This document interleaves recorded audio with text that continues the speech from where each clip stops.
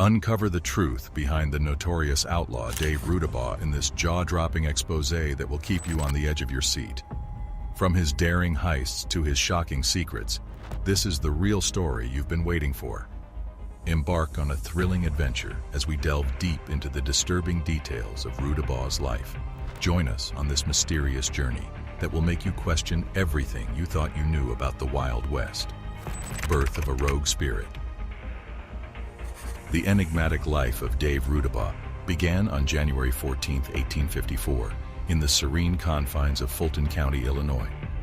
His birth, much like his future, was a modest and unassuming event that hinted at neither the chaos nor the infamy that would come to define his existence. Born to parents whose names are often shrouded in the mists of time, Rudabaugh entered a world on the cusp of significant change. The echoes of the American Civil War reverberated throughout the land, a tumultuous backdrop against which his early years were spent. As the young Rudabaugh took his first steps, the seeds of his destiny were being sown in a country grappling with its own transformation. While precise details about his family and upbringing remain elusive, within the crucible of his formative years, the seeds of his future may have first been sown.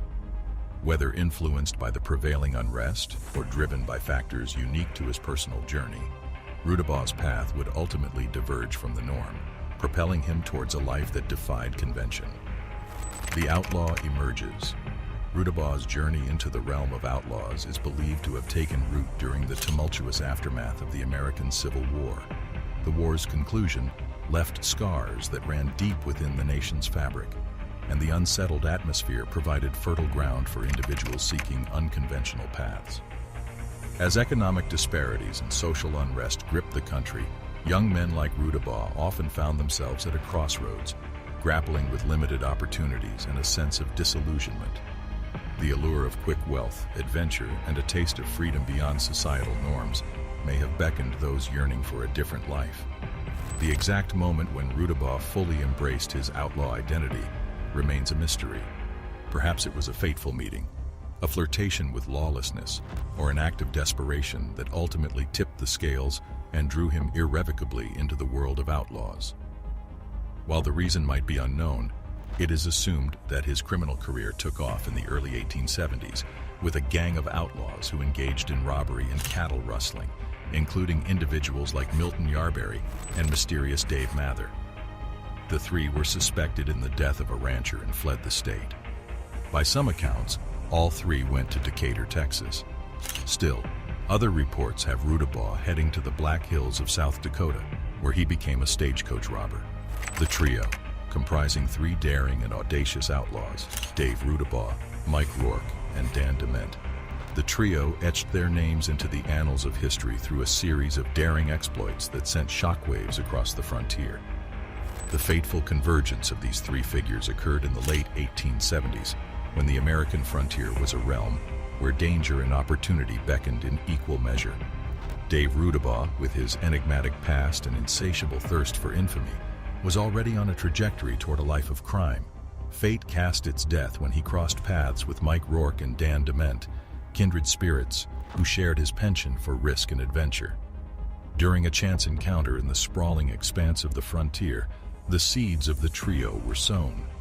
The trio's criminal reign reached its zenith in the late 1870s and early 1880s, a period marked by a string of high-stakes escapades that sent shockwaves through the heartland of America.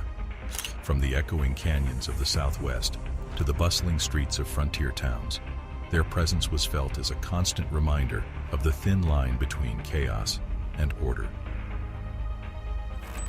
Capture and release. During their first gang train robbery, Rudabaugh's gang, captured by Bat Masterson, including John Joshua Webb, captured Rudabaugh and fellow gang member Ed West. The remaining members of the gang were arrested shortly after that. This capture resulted from a coordinated effort between local law enforcement officers and federal authorities. Rudabaugh took a deal for immunity offered by the prosecuting attorney and testified against his former gang members. Shortly following his release, Rudabaugh accepted Masterson's offer to join a group of gunfighters to fight for the Atchison, Topeka, and Santa Fe Railway in the Railroad Wars. But the crime scene never stopped seeking his attention, as he had turned himself into one of the absorbent parts of outlaw society.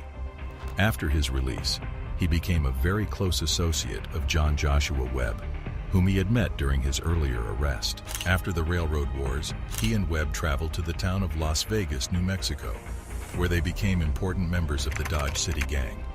This gang was a band of ruffians and gamblers dominating the growing community's political and economic life. Webb was arrested for murder in the spring of 1880. Dave Rudabaugh and another gang member attempted to break him out of jail on April 5, 1880.